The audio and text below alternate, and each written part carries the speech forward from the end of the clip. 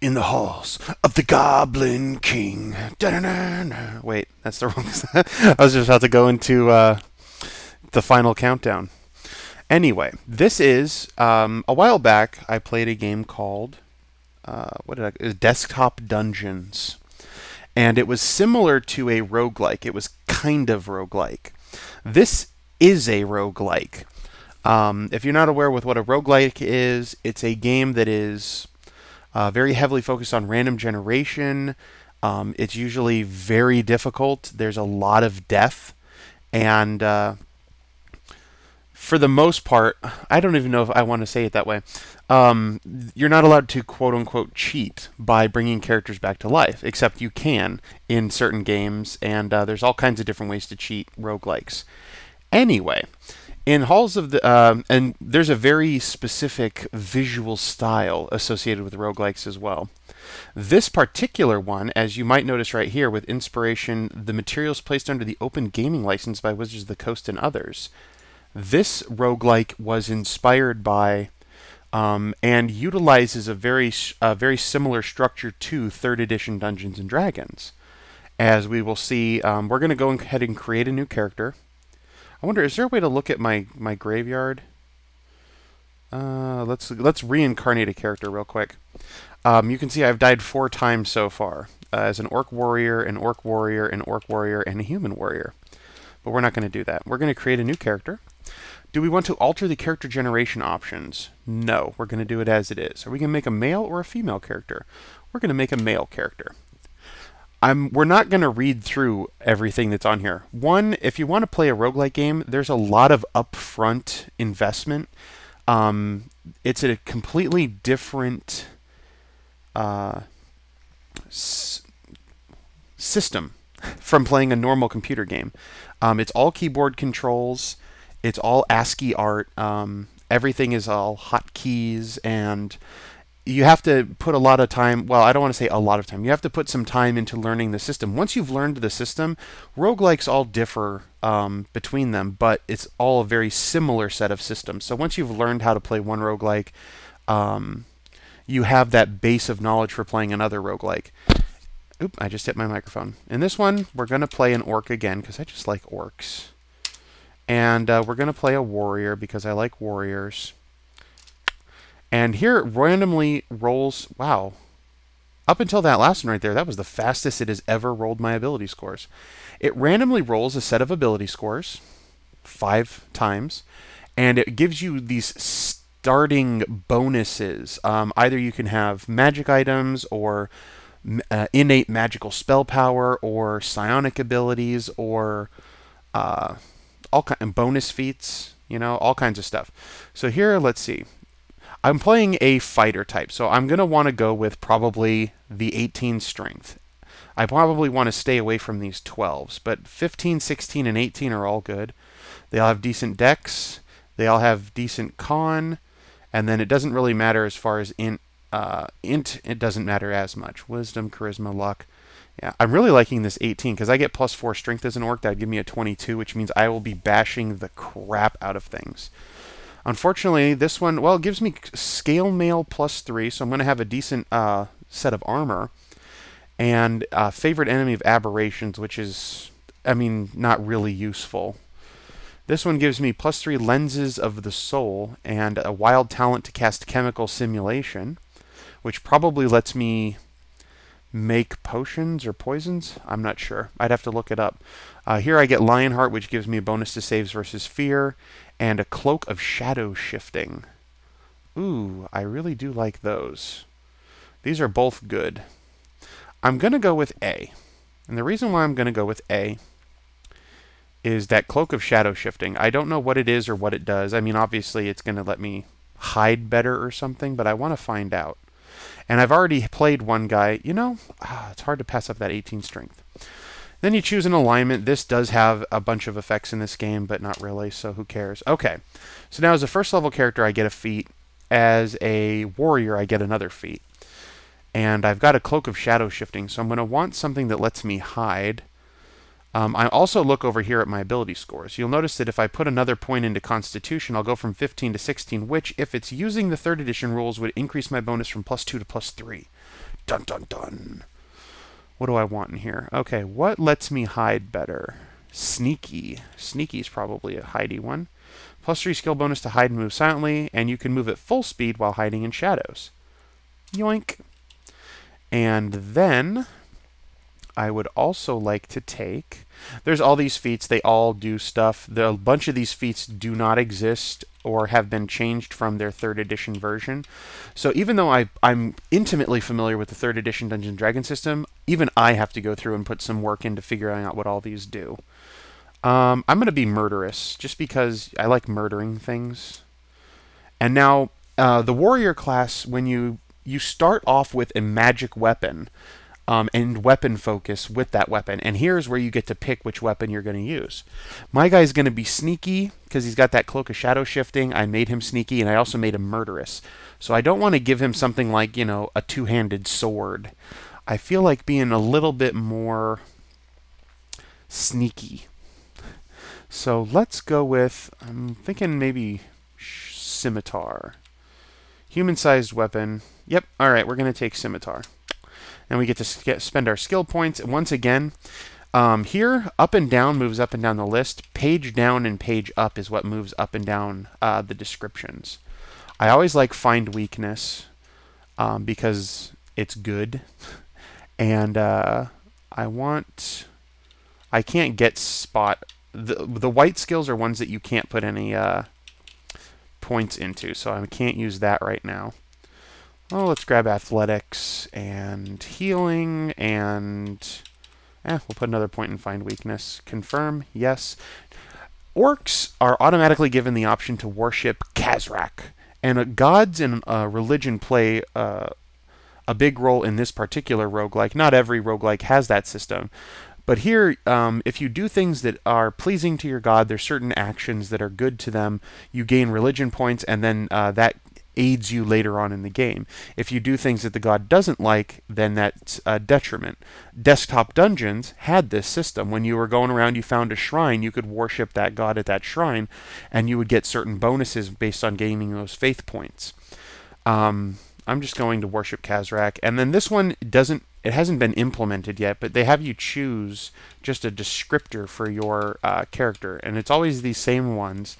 Later on, they say that this will change how certain NPCs and what have you affect you. Well, my character is going to be a crazed psychopath, because why not? Now here you get into the ASCII art. Entry chamber. Your first sight of the Goblin Caves is not a heartening one. This room is a mass grave, the floor splattered with blood, and the corpses of your fellow adventurers laying strewn around the stairs. That should be lying strewn, because laying is an act that someone takes. Lying is just something that lies. There is an old, thick pillar in each corner, covered with the twisting, indecipherable goblin script. While you can't make out the message, you can discern the runes for light and surface. Okay. So this is what a roguelike usually looks like. It's all ASCII art. The symbols here in the middle of the screen, you can only see this area because that's my sight range. And based on the spacing of the characters, they're closer left to right than they are up to down. So you actually get to this elliptical formation rather than a circle. Now here, the key is down on this bottom right side. For example, the cave entrance you can't see because I'm standing on it. Lizard man corpses, cave orc corpse, gnome corpse, elf corpse, human corpse, what have you. This first room is pretty much always the same. Well, not the same, but very similar. It's going to be a big room with pillars in each corner, a bunch of dead bodies lying around, and some potions you can pick up. Now, you don't automatically know what potions do, so you can test them. Usually, the potions will always have the same description. So, for example, I picked up, I'll open up my inventory here. And we'll scroll down, and we're going to just put that in my bag, put that in my bag. I have a buckler, so let's put the buckler on. And I have a dagger. I have my orcish. It's a thundering orcish scimitar. Thundering adds extra damage. That's good. I have a long spear, a knife, and a dagger. I have uncursed orcish shot puts. Terrible, terrible weapon. Anyway, let's look down here in the bag. Once again, the arrow keys control the top, page up and page down controls the bottom. I have 3 foul emerald potions and 5 pasty indigo potions and a speckled violet potion. I could, for example, go 0-3, and that puts it up in the air, but I actually don't want to do that, so let's put it on my belt and store it back in the bag. In order to use an item, you actually have to hit U, which is use an item. Oh, I'm sorry, that's use a skill feat or ability. I think you have to hit E. No, E is for eating. Let's open up this help menu. Somewhere quaff potion, it's Q. So let's go ahead and just drink one of these 5 pasty indigo potions. And having done that, we have no clue what effect it had. Did I? Yep, I did. I tried it. I'm guessing eventually you figure out what that is. Even I'm not completely up to date on this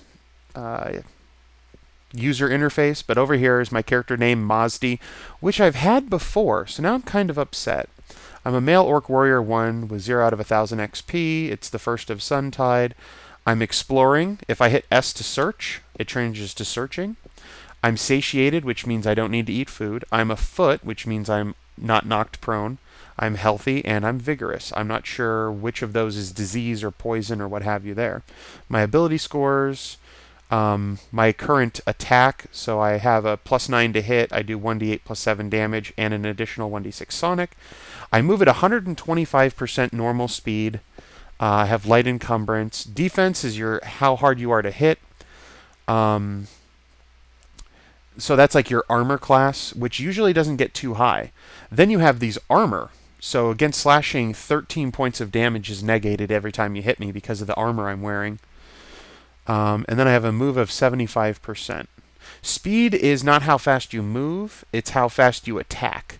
Scimitars are fast, so I have 125% attack speed. If someone was using something with, for example, 50% attack speed, I would get to hit them twice the first round and then 3 times the next round, I believe, is how that would work. Okay, so there's that. Let me go back into my inventory real quick. I am wearing Orcish Banded Mail of Light Fortification and a Cloak of Shifting Shadows. Now what I can do is go down here, hit the X button for Examine. Shadow Shifting. This cloak allows the wearer to step into one shadow and out of another when it is activated, teleporting around at will in darkened areas. And since I'm an orc who doesn't have need of a torch, it's always dark. What really sucks, though, is I only have 7 uses left. I don't know how to recharge items, and of course I'm a warrior, so that's not my thing. As you enter each new room, you get another description. These corridors are about 10 feet across and 12 feet tall. The craftsmanship seems surprisingly sturdy, all things considered. I've done a different voice this time. Also, I've on every single time I've played, the very first corridor I walk in is the winding corridor.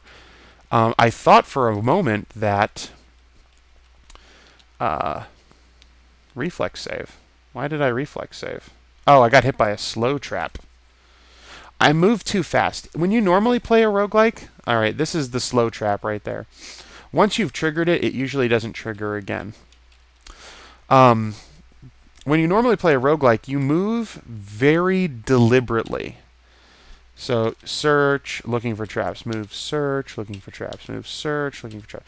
Because the game is very, very deadly. You will die if you just blindly move forward. And if you hold the button down, you can.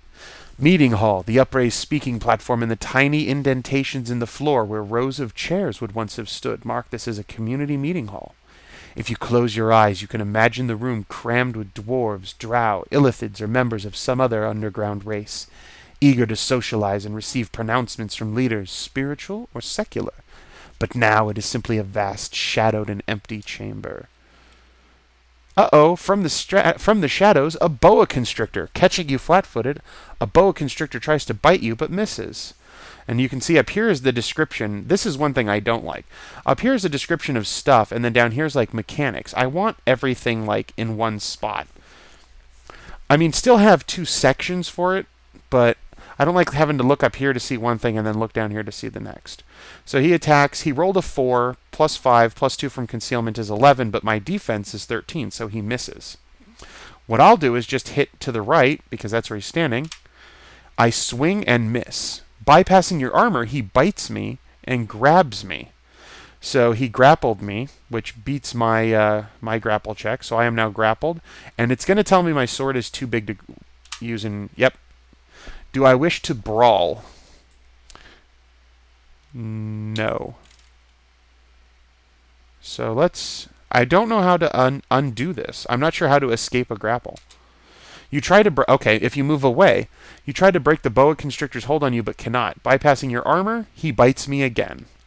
I am now down to 16 of 33 hit points. You try to break it but cannot. Man, I am doing crap. Let's see, grapple. I have +1 base and +5 strength, and he has +2 base, +4 feet, and +3. So I'm going at +6 versus his +9. Ouch. And he bites me, but this time when he bites me, oh yeah, he did damage. Alright, you tear free. Do I want to abort, flee, or disengage? Abort. Okay, so now I'm free of his grapple. I think on this side is like a hit point count box, but I'm not entirely sure. You swing, hitting the boa constrictor. Thunder blasts the boa constrictor. The boa constrictor turns to flee. The boa constrictor seems terrified. Seeing an opportunity, you swing. So I broke free of the boa constrictor, and it's all like, what?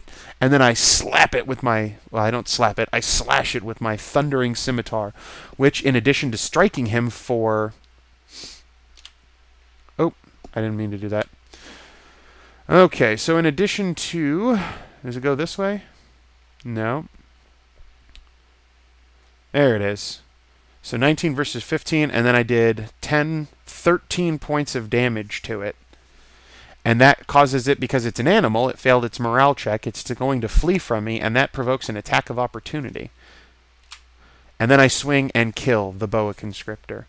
If I wanted to, I can actually pick up its corpse and, for example, put it on my... Oh, it's too large to fit in my belt.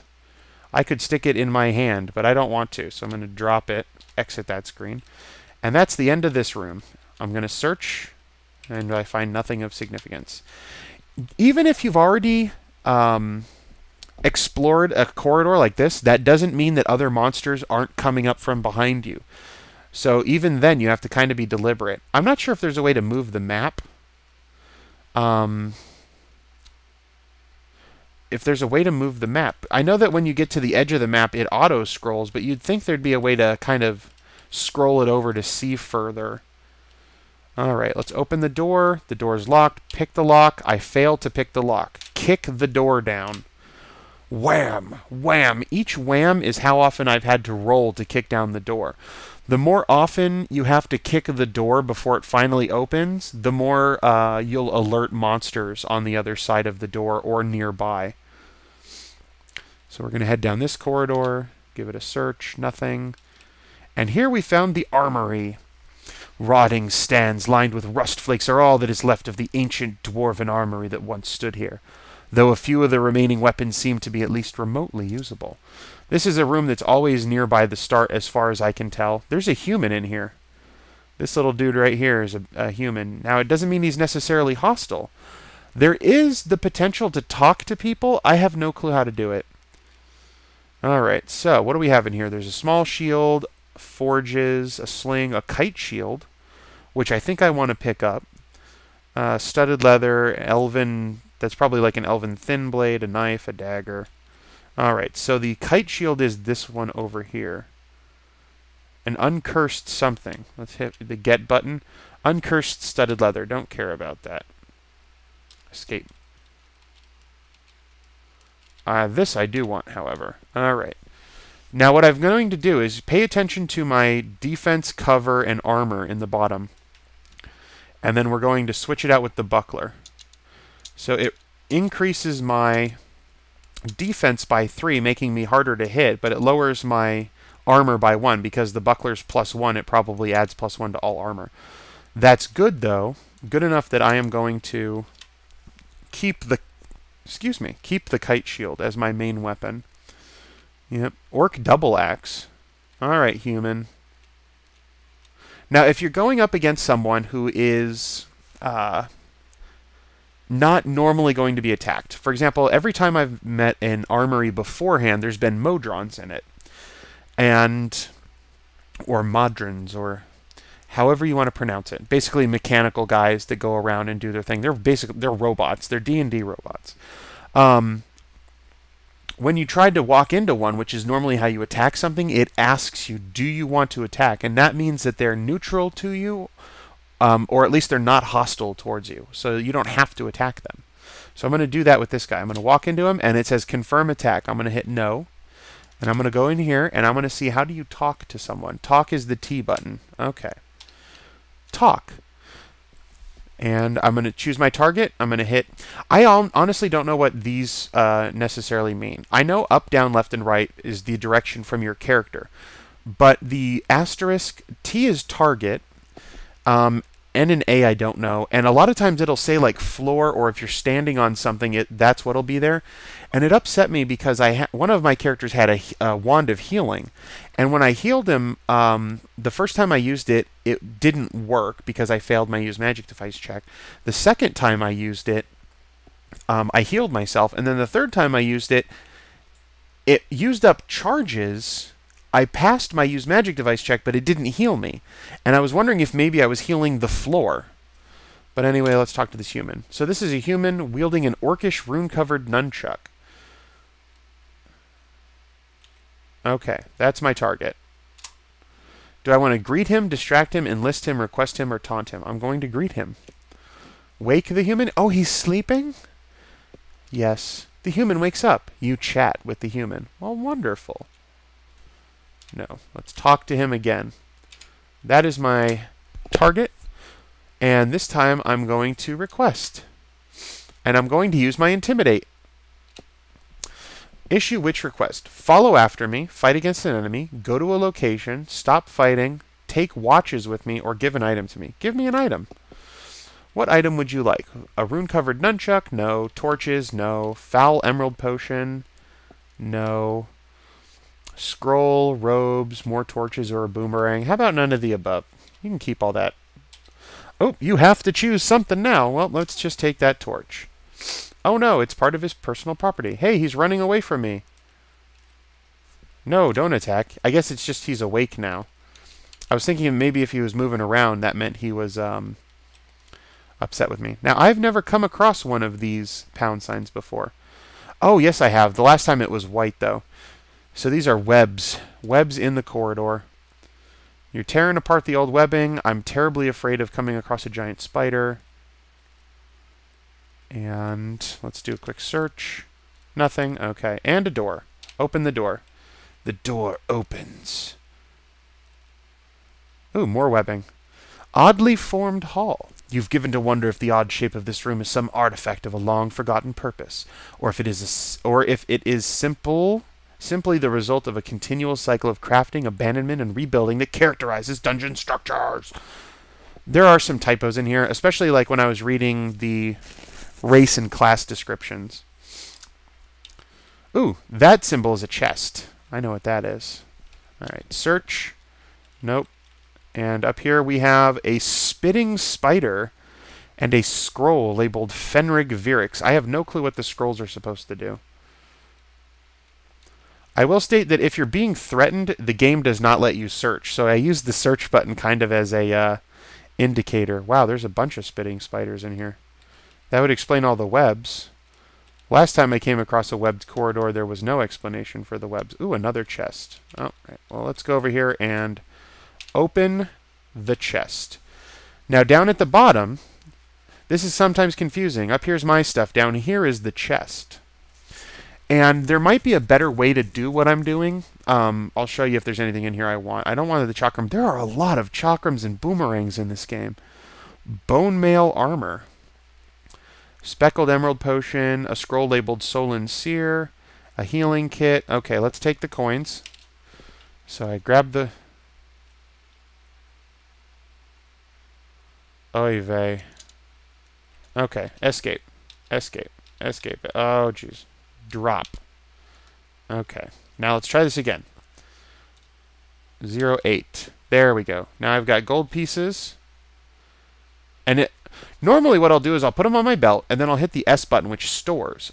But in this case, it's going to store it back in the... Oh. I have my backpack. Those are my gold pieces. You jerk. Escape. Okay. Open. Yes. Now, once again, let's go down here. 60 platinum pieces. There we go. This time it worked. Put that on my belt. I'm going to grab those silver pieces on my belt. There's a spell book, which I don't care about. Silver gilded bracers. That sounds cool. I'll grab that. Now, I don't know a way to put these things... Well, actually, I can put the bracers on right here in the bracer section. There we go. That means I can pull another thing out of this chest. Let's grab that healing kit. Okay. And then what I do is I open my inventory again, and now my backpack is there. So, for example, I can put the coins in my backpack, that in my backpack, and that in my backpack. And then I can go back and look in the chest again and see if there's anything in there that I want. I'm going to grab that bone mail armor and see how it compares to my orcish banded mail. So my defense goes way up, but my armor goes way down. I shouldn't say way up. It goes up 2 points. So I don't want that. So I'm going to drop it. I could have stored it, put it back into the chest, but oh well. Let's go ahead and take that potion. It picked up the chest again. Stop doing that. Drop. Escape. Open. Yes. There we go. Grab that potion. And I don't really care about the spell books. Alright, so now let's escape. Inventory. Put the potion in the backpack. And go to the next chest. Oh! There's a spitting spider under that large oak chest. You are stuck by the spider's poison cloud. You are blinded and the world goes dark. Ouch. You turn and run. Seeing an opportunity, something tries to bite you but misses. Catching you unaware, something tries to bite you but misses. I'm poisoned. Abort. So now I am no longer blind, and I'm going to kill spiders. Spiders. I am blind. You bump into something you can't see. Attack it? Yes. Oh no, I am now gravely wounded. You swing and miss the spider once again. You swing and miss the spider once again. And the spider is now dead. Okay. That hurt quite a bit. So that was kind of a clever trap. You jerk. Sweet. I killed it. Okay, now I wait for the blindness to fade. There's... Sometimes it auto-stows. It just grabs stuff off the ground. Who knows? You bear up under the poison. I don't know what that means. Does that mean... Who knows? Okay, so there's some arrows, ironwood coat of plates, studded leather good, some potions, a mandolin. I love mandolins, and some other fancy stuff. Okay, I am gravely wounded.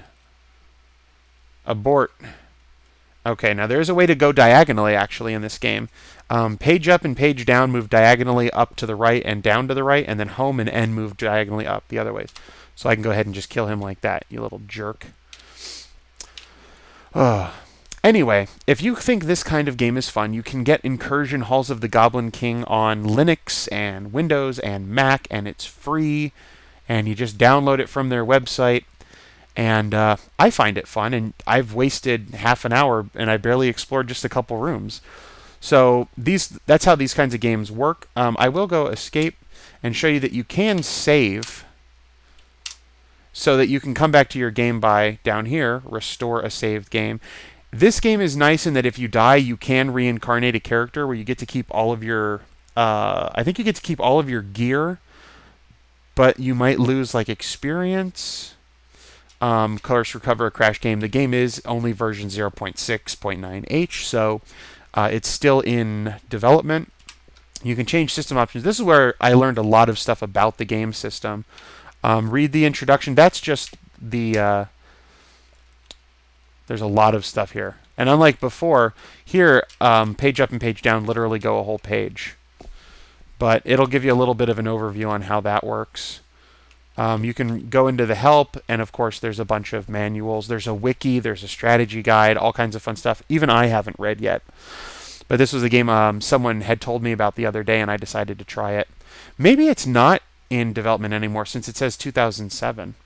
Who knows? But anyway, what you've got works. Until next time, bye bye.